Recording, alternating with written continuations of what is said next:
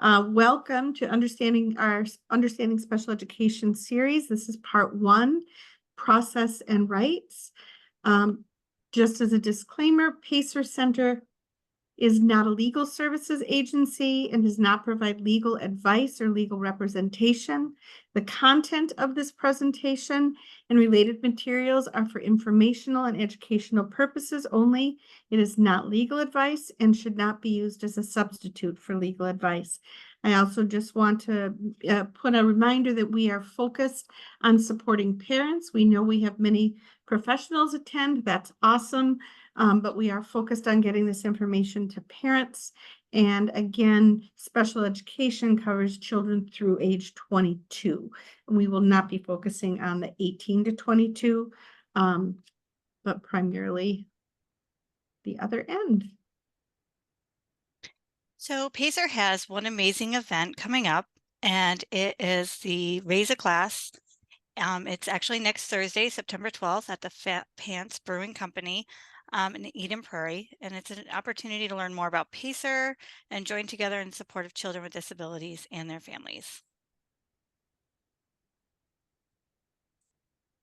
So I'm going to start by, oh, no, you go ahead first. Oh, okay. You're on the top. Well, my name is Colleen, and I'm a parent advocate and trainer here at PACER. I've been here almost 2 years. I have 3 children, 2 of whom have disabilities, and they've been on IEP since they were 3. I have sat in special education meetings as a parent and as an educator, and I've learned the most important thing is knowing my rights and how to be prepared to advocate for my kids' needs. And I have watched Colleen do an amazing job, and she had a big hurdle that her family passed this morning. So we're celebrating that. My name is Robbie Weil. I came to PACER after 35 years as an educator, mostly 4th and 5th grade. 2 of my now grown children received special education services, and I never contacted PACER. I remembered PACER from when I taught early childhood my first couple years, and I thought that they did a cute puppet show to demystify difference. I never contacted PACER, and I was not an active participant in my children's IEP processes.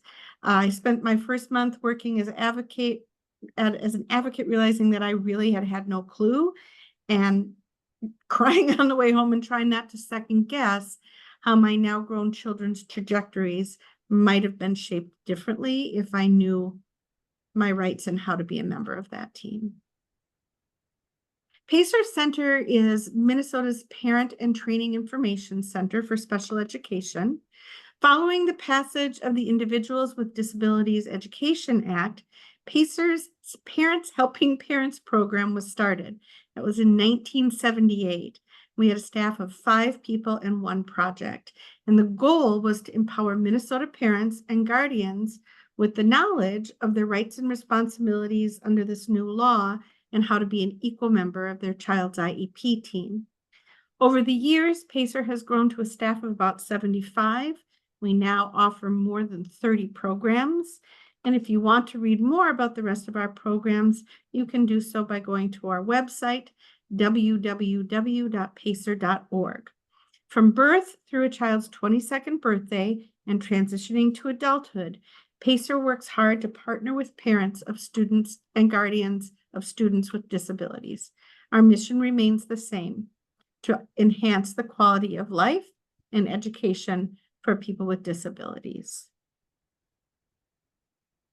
Just a kind of caveat here, we are Minnesota's Parent Training and Information Center. Every state has one. The federal law sets the standard, but state statute may give different specifics in terms of things like timelines or terminology or how different categories are named. So if you are not from Minnesota, you are welcome to stay. Please know that some of the things that we talk about may be different in your state. And while we always encourage parents to call us directly to have an advocate support them, if you are not from Minnesota, we suggest that instead you go to the Center for Parent Information and Resources. You can look that up under SIPR or Parent Hub, and you will see that there is a link for a parent centers. Click on that, find your state, and it will give you contact information. So again, welcome. If you're not from here, it's a beautiful place to be. But if you have specific questions about your individual child, you would best be helped by contacting your own state parent training and information center. So our presentation today is the first of a three-part series. Today's presentation, we're going to look at the process and rights, which is intended to give an overall understanding of the purpose of special education, its place within general education, the principles of the Individuals with Disability Act, the process, and the roles of parents and guardians. Next week, 12 to 1 on September 12th, we'll define special education evaluations, explain that process and receiving the results, and provide an understanding of options moving forward. It will also discuss eligibility for special education services. And the third and last presentation at the same time, September 19th, will focus on the individualized education program itself. We'll review the parts of the individualized education program, or the IEP, and dive into understanding its goals, services, and accommodations. It will also include a brief overview of the prior written notice, or the PWN. So here are our learning targets for today. We will discuss what is special education, what are the steps in the special education process, and what is the role of parents and guardians. So you should find a questions panel on your screen. You can use that to submit any general questions you have for us along the way. We have a lot of people in attendance, so we will do our best to stop a couple of times to answer questions as they fit into our presentation. And there will also be a time at the end of the presentation. Please keep your questions general about the process. If you have a very specific, complex, or personal situation to ask about, your best option would be to contact PACER directly. Speak with an advocate. That link is on our website, and we'll also share it with you at the end of the presentation. And please know that if we don't answer your question, it may be because we know that's already coming up a little further along. So the first question, of course, is what exactly is special education? The goal of general public school education is to provide students with what they need to know according to the standards set by the state. When children are struggling, the school has a responsibility to address these concerns. This might be through small groups, intervention programs, Title I, What I Need time, or other options. But sometimes it becomes clear that a child may need more than that. There are two laws that protect and serve those students. The first is Section 504 of the Rehabilitation Act of 1973, and it protects the rights of all people with disabilities participating in programs and activities receiving federal funds. This is the same law that requires there to be a cutout in a sidewalk for people who are mobility impaired. In order to qualify for protection under this law, a person must have or be regarded to have a disability that results in an impairment of a major life function. Because learning is considered a major life function, a public school may not discriminate based on disability. All children are to be given access to the general education curriculum. Children with disabilities may need accommodations to ensure that access. There are no specific federal or state laws regarding how this happens. Each district will have a 504 coordinator to contact to discuss the needs for a 504. So again, there's a federal law that says you can't discriminate. There's really not much of a state law other than you can't discriminate. But then each district looks at what that process will be for them. The other law that supports students who are struggling is the Individuals with Disabilities Education Act, or IDEA. There are many rules and regulations governing this process, including timelines, yearly reviews, due process paperwork, and participation, among others. Guardians are an important part of this process and participate best when they understand both their rights and responsibilities. We have a question that I just want to touch on, Clean, if that's okay. Mhm. I saw it pop up. This is not about a diagnosis. Many children with diagnoses qualify and are eligible for special services. Many children without diagnoses qualify. If your child has a diagnosis that you feel is impairing their ability to learn, that is when we look at how they may need support. So there are 6 principles of IDEA. First one is FAPE. FAPE is a principle that mandates that all eligible children with disabilities, regardless of the severity of their disability, are entitled to a free and appropriate public education tailored to their individual needs. This education must be provided at public expense and must meet state educational standards. IDEA emphasizes the importance of involving parents and students in the special education process.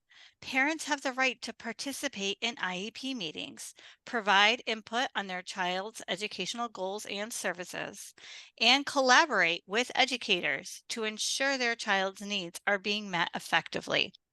Similarly, as students mature, they are encouraged to participate in decisions about their own education to the extent appropriate for their age and abilities. IDEA requires that schools conduct comprehensive evaluations of children suspected of having a disability. These evaluations must be conducted by qualified professionals to determine if the child meets the criteria for special education and related service. This process will be covered more in depth in our presentation next week. Each eligible child must have an individualized education program, or IEP, that outlines their specific educational goals and the services and supports necessary to achieve those goals. The IEP is developed by a team that includes the child's parents or guardians, educators, and other specialists. Children with disabilities should be educated to the maximum extent appropriate with their non-disabled peers in general education classrooms. This is referred to as the least restrictive environment, or LRE. Placement decisions must be based on the child's IEP and should minimize segregation from their peers without disabilities. The IEP and the concepts of the LRE will be addressed in depth during part 3 of this series on September 19th. IDEA guarantees certain procedural safeguards to protect the rights of children with disabilities and their parents. These safeguards include parental involvement in the decision-making process, the right to examine educational records, and the right to challenge decisions regarding their child's education through due process.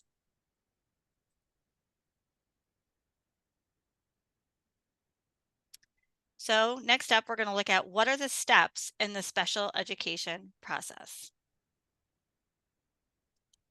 The first step is helping a child, the first step in helping a child is understanding their needs. This is done by looking at various data that is collected for all students, like their grades or state and district assessments. There is a very specific process for evaluating the need for special education by conducting a special education evaluation. We'll go deeper into that in this next segment. In the next segment next week. If a child is found eligible for special education services, the next step is to create an individualized education program, or the IEP.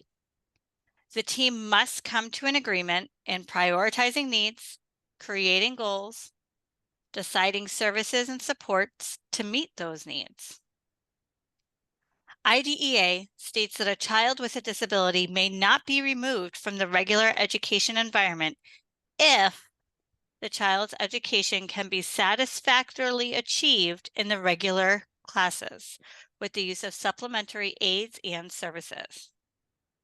The last step is the roof or the placement.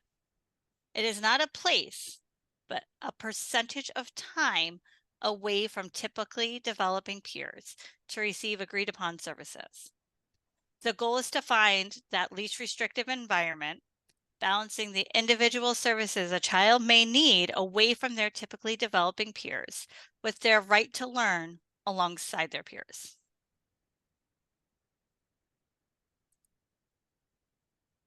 Just a little addition there. When I talk to parents, I often talk about it's much like finding the lowest effective dose of a medication.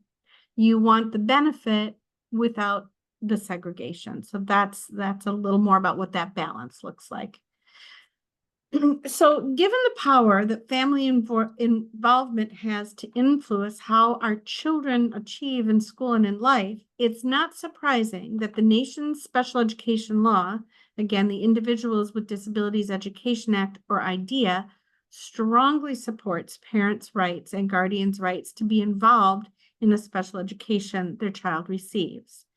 As IDEA states, almost 30 years of research and experience has demonstrated that the education of children with disabilities can be made more effective by strengthening the role and responsibility of parents and guardians and ensuring that families have meaningful opportunities to participate in the education of their children at school and at home.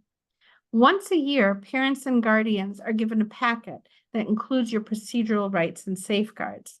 And often parents, myself included, are so overwhelmed by the meeting and evaluation data and the IEP process that we never even read this packet. I don't think, and like I said, my kids are grown and graduated. I don't know that I ever read a procedural safeguard packet. I did not know my rights, and I never called PACER to know what they were. So let's focus on what some of those important rights and responsibilities actually are.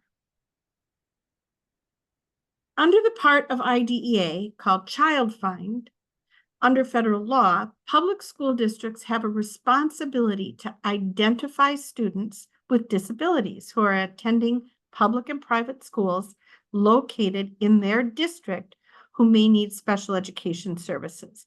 I want to clarify that it is not private schools that provide the services, but children who attend private schools can be served by their local home district. Sometimes the school may suggest doing an evaluation to collect that data, but guardians and parents also have the right to request an evaluation. Again, a diagnosis in and of itself may not be a reason to request an evaluation. If you believe that that diagnosis is impacting their ability to learn and make progress, that would be a reason to request that evaluation. All of the records are something that parents have a right to have, to review, to make copies of. This includes report cards, transcripts, disciplinary records, contact and family information, cumulative files, and all special education records. You can ask that the records be explained to you by a qualified staff person, and you can also ask for misleading or inaccurate information to be removed or changed. You have the right for your opinions and concerns to be considered. You are the expert on your child. The school members of the team hold the expertise in terms of pedagogy, curriculum, and how your child is impacted by their disability during the school day. Sometimes there's a discrepancy between what you see at home and what they see at school. That does not mean that somebody is wrong. It needs to be explored, as there may be an underlying need that shows up in one setting and not the other. You do not ever have to go it alone. You have the right to bring notes, take notes, bring irrelevant information, or bring somebody with you to do any of those things if you feel that it is overwhelming for you. I remember once I actually paid my child's therapist. Instead of having a session that week, they came to the IEP meeting because I wasn't able to clearly explain what I was struggling with. So I guess I knew a little bit more than I realized. But you have the right to have anybody at the table. Sometimes it's just for moral support, or to like tap you under the table if you're getting kind of amped up. The goal always is to know your rights and use your rights in a collaborative model. This is your team. You are in business with these people to create a product. That product is the right education plan for your child. So collaborative is always important. This kind of references a couple of the questions that we had. You never have to sign anything on the spot. And I suggest to parents, the only thing you ever should sign in a meeting is an attendance sheet. A meeting is simply a discussion. You will always be given, if there are going to be any changes or additions or denial of anything, you should be given something called a prior written notice, which we will learn about more, I believe, next week, Colleen. You will be given that prior written notice. We may touch on it here. You'll be given a prior written notice, and that gives you the ability to object. So when you say, I would like my child to go to this school, and they're denying it, you have the right to object and ask for another meeting. That is often a time when parents will call us, because sometimes your objection may make sense. Sometimes we can help you look at other options. And I'm not going to get into right now what schools provide what. But again, that could be addressed in a meeting. You always have 14 days to look over that proposal, decide if you are in agreement or disagreement. You have the right to ask for more information, ask for anything that is unclear to be explained. The important thing to know is, unless this is your initial IEP, on day 15, if you do not object, you have given implied consent. So it's very important, and I tell parents all the time, just put it in your calendar. I got it on this day. I have to return it by this day. Otherwise, even if you object, you might have just written across the top, this is beautiful, perfect, great, thanks. And again, we're going to discuss more about this in part 2 of our series, which is next week, September 12th, the same time from 12 to 1.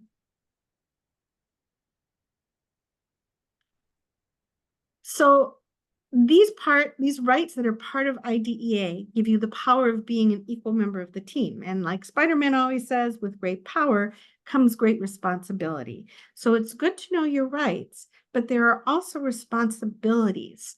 The first one being to understand your rights. And, for example, somebody asked, do we accompany? We don't accompany to meetings, but we will coach you through understanding what your rights are. Our goal is to empower parents with all that knowledge, and we coach parents through that so that when you're in a meeting and you're told something, whoa, I have a right to disagree with that, or here's another option, or here's a question I can ask.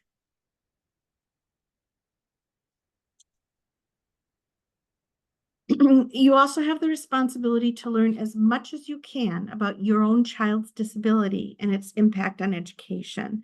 I have had parents who have children with very rare genetic deletions, and they're frustrated because the school doesn't understand their child's needs. They may never have had a child with that disability before, and that's where parents, being a member of that team who know their child, is so, so vital to helping your child get what they need. Again, your child may not be the first child in the school with an ASD diagnosis, but your child is an individual, and they may be impacted very differently than other children. Your child may have, again, a rare syndrome that the school has not mentioned. And so again, that information that you bring can be so important in this decision-making process. You have the right to make informed decisions about your child's education. Again, that goes back to understanding the process and knowing that if you don't understand something, you can't make an informed decision. You can ask for clarification. As I mentioned earlier, you are in business with the IEP team, and the goal or product is the right education. Learning to communicate in an effective manner allows the team to work collaboratively.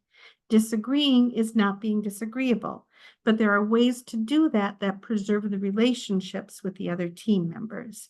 We do have additional workshops later in the year. Check back on our website, because I think, Colleen, are we doing this one in October? This one again? No, communication communication. is, yes. Yep, it Effective was in communication October. will be in October. Because there are tricks to stating things in a positive way, even when you're upset. So check back. And as always, this is about your child. This is about your child and their needs. We all know that there are times where we just have that person that we don't connect with. Staffing is not something parents have a right to. So the focus is to work together again to make sure that your child has what they need to receive their free and appropriate public education. Keeping the focus on the child and the goals for the child can really help in keeping things moving forward. We always say it's okay to be hard on the problem, but don't be hard on the people. And often it's important to remember, often the people on the team don't hold the final say on certain things. So it may be that if you are asking for something and they're saying no, they may be getting information from higher up. And again, there are absolutely ways to object to that. So we've tried to capture a lot of important information, but we do want to make sure that we have time for questions. Before we jump into those questions, I want to just make sure that you know that we appreciate your being here. So yep. Go ahead. Sorry, in a minute we'll take your questions. And there is a Q&A box at the bottom of your screen if you want to put your question in there. We appreciate you being here. We love helping guardians navigate a complex system where they're expected to be an equal team member without any idea of how to do that. Everything that we do at PACER is free to parents and guardians of children with disabilities. So a large part of that is funding through grants. In order to continue receiving grant money, we need to report to our grantors that we are fulfilling our obligations. So we need your help. Following this presentation, you'll receive an email. It's including resources, a form if you're in need of CEUs, but most importantly, an evaluation. They are very short, takes less than 5 minutes to do. And if we have helped you, please help us out by filling it out. And now we will go. We have a fair amount of questions. We'll start going through them. And again, we are here until 1. So we will answer as many as we can. And thank you again for being in attendance. Colleen, do you want to start? I can. So there was a question in here, can a student have a 504 without an IEP or IFSP? So the 504 and the IEP are two very different supports that your child can have. A 504 is, I like to think of it as little band-aids. It's little things your child needs to participate in the general education environment. The IEP is going through that special education evaluation. It's finding out where your child's strengths and challenges are, and do they need special education support from a special education teacher or speech pathologist, whatever it might be. A child still has to qualify for a 504 by showing that their disability is impacting their education. So that's kind of the difference between the two different reports, the 504 or the IEP. Should we just alternate and go down the line? Sure. Yeah. So there's a question about new special education laws. Things are changing fast. If you want information, I can direct you later to places to learn about that. For example, there are new laws in place right now. There's a new law called the READ Act about using the science of reading. That's not really special education, that's general education, but we do think it may eventually have a huge positive impact on special ed. There are new laws regarding the training of paraprofessionals that work with your children. So there are many changes, but when you call us to work with an advocate, we talk about what is in place now. We do have an arm that works on policy going forward. And that would be, if that's something you're interested, contact us and we can put you in charge of the person who does that. Sorry, I'm getting lost on all the there's quite a few that just popped in. So we have a question here. What if you want your child to go to a smaller school and get denied because of an area on his IEP? So districts have the right to put their resources where they want to put their resources. Um, it comes down to, can they serve your child in the building that they are placed? Um, so that you can't request a specific school. The district decides how they want to use their resources. But as long as they have the ability to serve your child and your child's needs at that school, then it's an appropriate placement. There are a couple of questions here about evaluation. First of all, there are specific timelines. What we say all the time is if it's not in writing, it doesn't exist. If you believe your child needs a special education evaluation, put that in writing. Typically, we suggest you send it to the child's teacher, the principal. In some situations, we suggest including the special education director. We have templates on our website.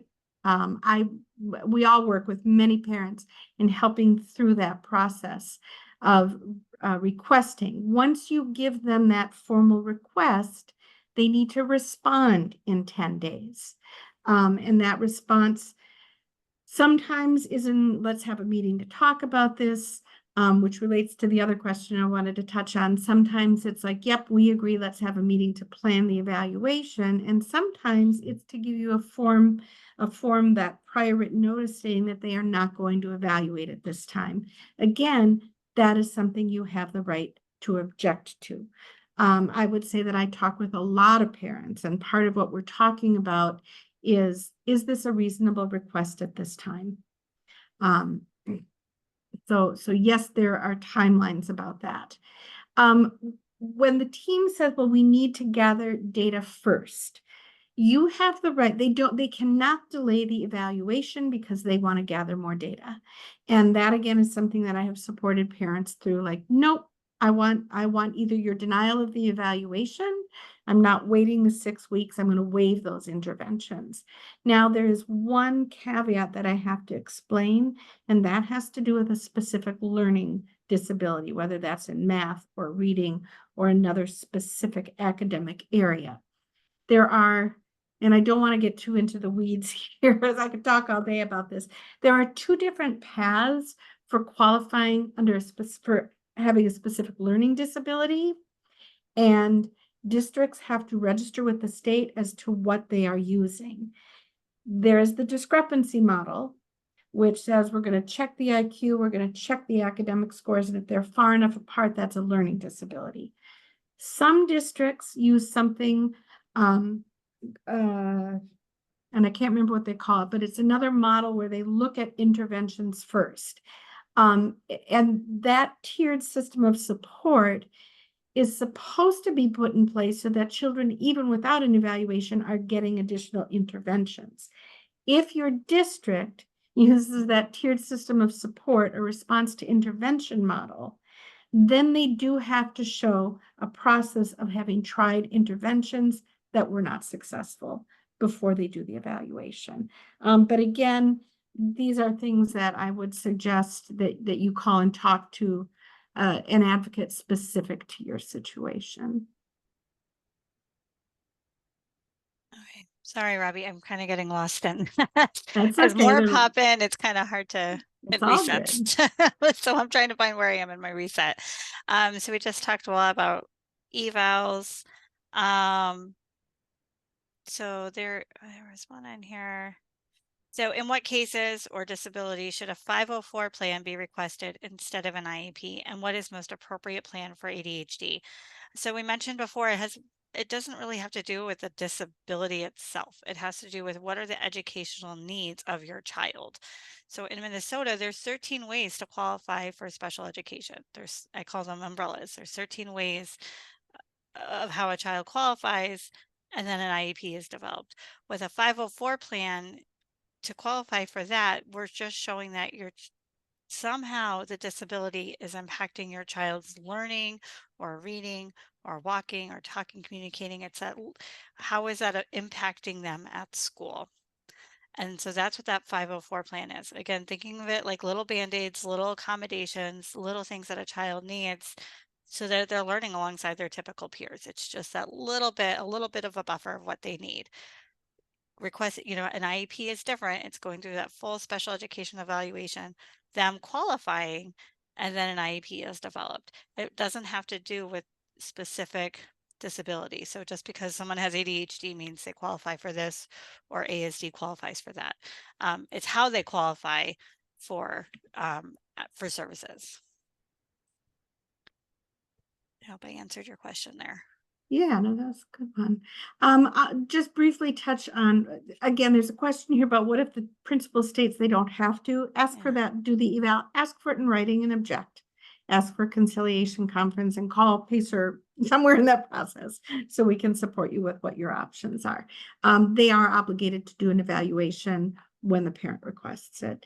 And if they don't have the resources, then they can go to MDE because MDE because it's an obligation. MDE has resources, a library, I think, for districts that may not have specific tests. There's one on here. You okay if I touch on two? Go rogue, Robbie, go rogue. Okay. I just wanted to touch real quickly on the idea of homeschoolers. When you decide to register as a homeschool parent, you are in fact your own de facto private school. Remember that children in private schools are under no obligation to provide special education unless they receive some kind of federal funding. But your home district does. So for example, when I taught in a private school, I had students who had been evaluated by their school district. They qualified for specific services. And, a couple times a week, they would take a bus to the elementary school to get those services and then come back to my classroom. That is the same for homeschoolers. So no, PACER does not help you decide what you might want to do to support your child. The district needs to stand ready to serve your child if they are evaluated and found eligible. What I do know is that there are many online supports for homeschool families who may have curriculums, other things that they've worked with. So I said that was short, but it wasn't. One of my pet peeves is this shortening of days. So we have a social worker who says that they've had kiddos where their days are just being cut. Starting with, well, we're going to let them be here 1 hour a day. Remember that one of the important tenets of IDEA is learning in the least restrictive environment. That means maximizing the time that they are with their typically developing peers with the right supports that allow them to make progress. There are times where I have worked with families.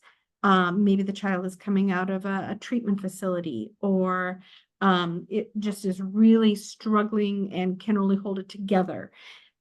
Typically, when a child is struggling, the question is why and what could we be doing differently here at school?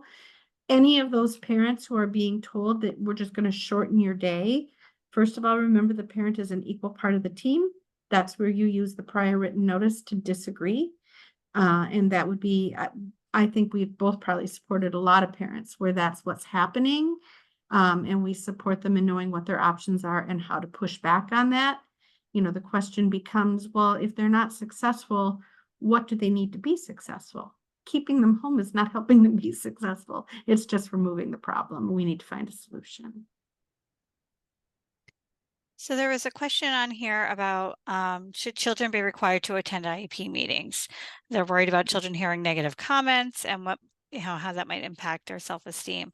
And how can this environment foster a positive outlook? Typically, children go to their IEP meetings around age, is it 14 or 16, Robbie? It's 14, they have to. I have had 14. students Yep. even in 4th grade attend. Yep. And what the idea behind that is around transition services. So once your child hits that 14 age, so you're shifting from education to more of that post-school life of what is going to look like, what is life going to feel like after they leave school. As someone with a 13-year-old, that is the last thing I really want to think about. I want to enjoy every moment right now. But thinking about what happens when high school is over.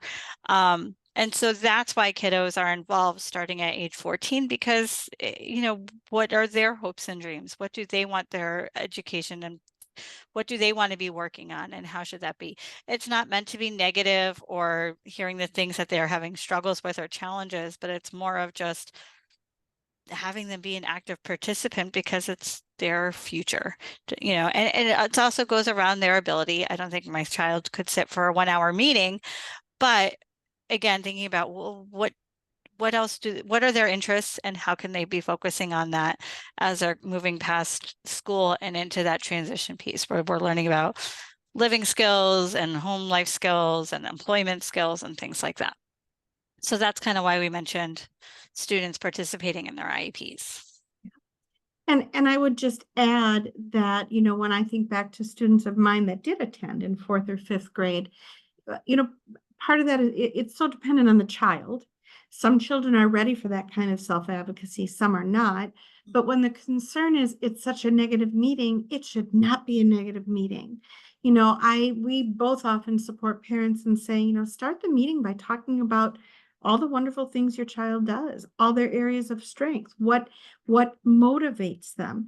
Then you talk about here's what they need to be successful. That's not negative, that's advocacy.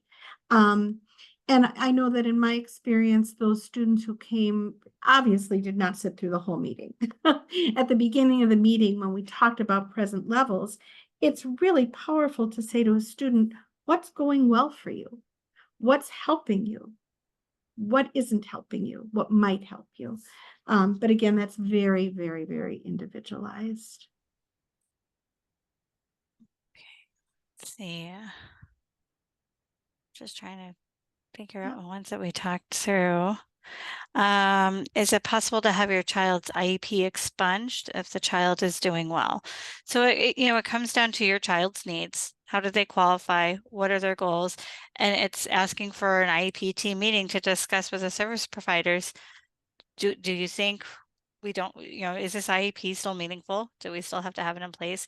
And if the answer is no, you can stop special education services. You can say you no longer think your child needs the IEP. I mean, And then the whole team. Go ahead, sorry. I was going to say, because there was another question about what if you have revoked Right. services and now you think that was in error, what happens next? Right. You have up to a year to reinstate, but often you might want to think about doing a new evaluation. And again, before you expunge, before you revoke services, we do suggest that you do an evaluation to make sure you're not missing anything. When you say the child is doing well, they may have grown in some areas. Are there any areas that are just brewing that might be worth checking out first, so that if you do decide to revoke services, or if the child doesn't qualify with that new evaluation, you're all clear that this is a good decision at this point. There are a few questions here about paraprofessionals. I referred to it early, but there are new laws about training. There have always been rules about paraprofessionals being trained and understanding the needs of the children that they are assigned to work with. There are much more stringent rules about that now in terms of learning whether they have a degree or they pass a specific test. So again, if you have specific concerns, that would be a reason to call, but you absolutely have the right to question, does my child's para are they qualified? Are they a highly qualified paraprofessional? And do they have training in my specific child's needs? And then the other question about paras was their presence at meetings. It's as an educator, I think highly of special educators. As someone who has partaken of medical systems for my whole life, like we all have, nurses are super important.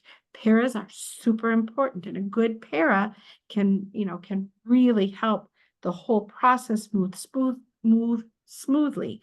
You have the right to ask for that person to be present. Sometimes because of scheduling, it's hard to make that happen. But you can ask for a statement from that person to be written. So yeah, para's input and Colleen can speak to this, hugely important. Mm-hmm. Yep.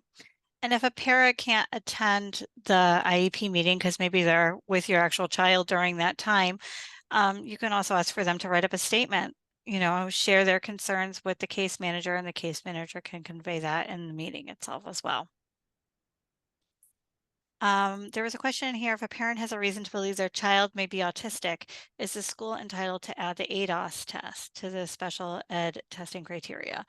So a couple of things: there's a medical diagnosis and there's an educational evaluation. They're two very different things. If you are looking to get a medical diagnosis to have that medical confirmation that your child has autism, you want to be going through an outside source, and that would be talking to your pediatrician and getting some ideas of where else how to get that evaluation going. An educational evaluation is looking at your child's needs while they're in school. How is a disability impacting their ability to learn and be present at school? So if you are believing that your child might have autism, yes, one of the ways, one of the criteria is autism. So we talked about there's 13 ways to qualify. Autism is one of them. Just because a child qualifies under the autism category doesn't necessarily mean they have that disability. It's just the needs, the characteristics and the needs that they're showing during this evaluation. The districts have their tests that they will be completing for each one. There are very specific ones that you're looking at when it comes to completing an evaluation. ADOS is one of them, but they also might have a different brand name or a different, but it's looking at the same thing, right? We're gathering the same data to show, what are the strengths and what are the challenges that your child is having while they're at school. So each district might have different brand names of tests that they use. ADOS is one of them for an autism screening tool. I'm going to grab this one here. Do we have to wait until November for an IEP meeting to discuss changes on the IEP? So the IEP meeting is done yearly. If you are having concerns with your child's educational plan that are, you need answers to, and you need the whole team there, you can ask for an IEP meeting. You can email the case manager and say, I would really like to have a meeting. These are my current concerns. And then see what they have available to address those concerns. Okay, and I was just typing an answer. Sorry. Nope, that's I wish there good. was a way we could flag them better. I apologize. Let's see. Let's see. My daughter is so kind of similar. My daughter's been on an IEP for 4 years now. I want to change to the IEP. Can I do that? For example, adding walking breaks to her day to decrease anxiety in school. So it all comes down to your kiddo's needs. What needs is your child showing at school? If they are melting down consistently during this time of the day, then yes, it might make sense to reach out to the case manager and general education teacher to say, can we have a quick meeting? I am concerned my child's showing lots of anxiety during these times, and we think a sensory break might be needed, a walking break or anything like that. But it comes down to your child's needs. If your child is not showing this kind of concern, then there's really no need to say, oh, they need a break, even though they don't. So it comes down to your child's needs, but you can reach out to your case manager and the general education teacher to say, this is my concern. Can we schedule a meeting to address it? So there are a couple, there's a lot of interesting questions here. It's a good thing the presentation part was so short. Right. I wanted to address the one, well, there's one, just a quick answer here. Why do they deny an eval? If, I don't know. And again, sometimes parents will call me and what I'm hearing is that they have concerns, but it's not really negatively impacting their education. And, then I will talk with parents about, they thought about a 504. The other time, I want to go back to this idea about diagnoses. For 12 of the categories, you do not need a diagnosis, and that includes the autism, like Colleen was just referring to. You don't need that diagnosis to qualify under that category if the right tools are used to assess the needs. But the category of other health disabilities is kind of a catch-all. And part of that is you do have to have a diagnosed disability. This is typically where kiddos with ADHD fall. They qualify under that other health disability category. And so if you come to the school and say, we want to evaluate, we think they'd qualify under OHD, and they say, what's the diagnosed disability, and there isn't one, there's a lot wrong with that scenario that I would still talk with a parent about other options. I don't know why they say no sometimes, but just know that if you truly believe that it is a valid request, you can push for that. So someone stated in here, I was told his IEP gets updated only every 3 years. Why so long? So that is not true. An IEP needs to be updated every year. What is every 3 years is the reevaluation for special education. So once your child initially qualifies, every 3 years they're reevaluated. I don't know about you, but my child changed what feels like daily. So their strengths and challenges are going to change over 3 years. You're going to see what growth they made and new challenges that arise. So a reevaluation is done every 3 years, and it's a deeper dive into how your child is doing. It's looking at their grades, it's looking at all sorts of data, and we're just kind of looking at, again, you're collecting new data to see how they've grown and what new challenges are arising. So the IEP gets updated yearly. So if your IEP meeting is in April, the following April, you would be meeting with your team to review everything. You also should be receiving progress reports, and that should be listed in your IEP as well of when you should be getting those. And again, like I mentioned before, if you're having bigger concerns that affect your child's IEP, then you can ask for a team meeting to be sooner. But again, the IEP is every year it needs to be updated. And along with that triennial evaluation, I do talk with parents where it isn't hit that three. Well, there's a couple different scenarios. And actually, we're just in the process of creating a video series about this as well. When your child continues to struggle, even when they're an IEP, part of the process, and somebody said, how do we help with the creation process? This is part of that as well. What you want to do first is to look at the evaluation and literally highlight every area that the child struggles. What are their needs? Then you line that up with the IEP, or if you're creating it with, what you would like to see in the IEP, to think about how each of those needs are addressed. When a child is struggling, sometimes you look at that evaluation and you realize, wow, we have a new diagnosis and we never looked at these areas of concern. Sometimes there's not a diagnosis, but there are new things that are happening that were not evaluated. You have the right to ask for them to move up that evaluation and do it before that 3-year period. The other important thing about evaluations, and I believe there was a question about this, is you have the right to disagree with an evaluation. Now, I think Colleen and I and the rest of the advocates would say, we can help you make sure that that evaluation is comprehensive. When parents are in disagreement with an evaluation, often it's because, when the school says, well, what are your areas of concern? As parents, we often don't know what that really means. I don't know. They're having a hard time. They fight with their friends. So making sure that you've gone through all the different areas where there could be concerns and deciding what needs to be evaluated is most important so that you get it done right the first time. If you look at that evaluation and you don't think it's an accurate picture of your child, you do have the right to ask for what's called an independent educational evaluation. Somebody asked about outside evaluations. That outside evaluations have to be considered. And I have seen really bad situations where they look at it, yep, we considered it. And that's really all they have to do. And that also has to do with the primary care provider. And I want to mention one other thing about that. But when it comes to that evaluation, if you disagree with the evaluation the school has done, you have the right to ask for them to pay for you to have an outside evaluation. Sometimes the issue with that is the timing, getting in somewhere, but that is a right that you have. The piece about what role does the primary care provider play? As a teacher, I respect highly my training, my profession, as well as other educators. I would never tell a doctor what medication I think a child needs. And we see primary care providers who say, oh, your child needs an IEP. Oh, your child has a diagnosis. They're going to get an IEP.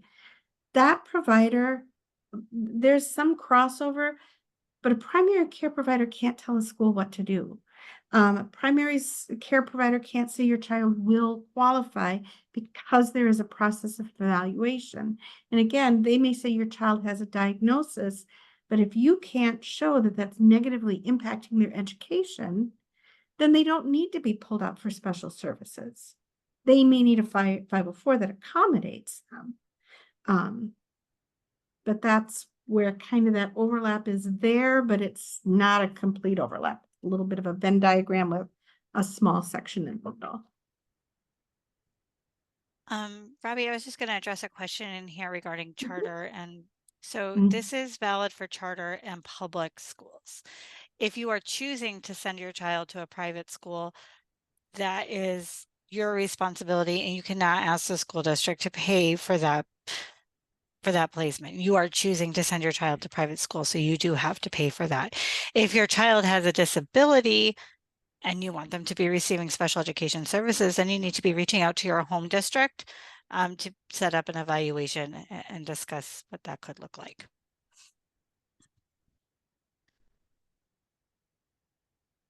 There's a couple here. I'm going to pass on the one for autism. So yeah, we For do now, do have you want to 2 address that? minutes left, but we Oh also my have about gosh. 30 something questions.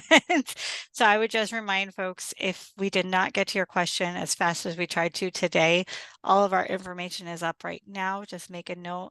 When you do contact us, please be very specific as to your child's needs, including age and disability, just because most of our advocates here, I don't want to say have specialties, but we have areas, and it would just kind of help field a call more efficiently. So when you do email in or call in, just please be specific with age and disability in your area of concern, and we'll get to you as soon as we can. And Colleen, thank you for watching the time. I start So, talking and I get excited to share information. I know So, I'm like freaking out over how many questions are in here. I'm like, we're never going to do this. Like yep. speed, it's just not going to happen. And I would say the one about autism, give us a call. The one Yep. about levels, we will be going more into that, I believe, next week. And there is a process. They need to have exhausted all supports in a level before they can move. There should be a continuum of service. So you either wait till the following workshop or give us a call. Yeah, and your question on the IEP, yes, it can be revised, but it's again having everybody, all your IEP team members coming to the table, having that conversation of what do you feel needs to be revised in regards to your child's goals. It comes to if they're making progress, is that goal too hard? Does it need to be revised that way? If they are struggling, if goals and objectives aren't being met, or do they blow it out of the water and we need to change the goal to make it harder? That should be on the service provider who is working on those goals and objectives. But for asking for an IEP team meeting to have that conversation is how you would go about that. Yeah. And with that, it is 1 o'clock. Thank you all for attending. I hope you will continue the next 2 weeks. It looks like we used to do these in the evening and thought, well, that's the witching hour. So thank you to those of you who took time out in the middle of the day, and we hope that this has been helpful. And we look forward to teaching you more next week, same time. Thank you for coming.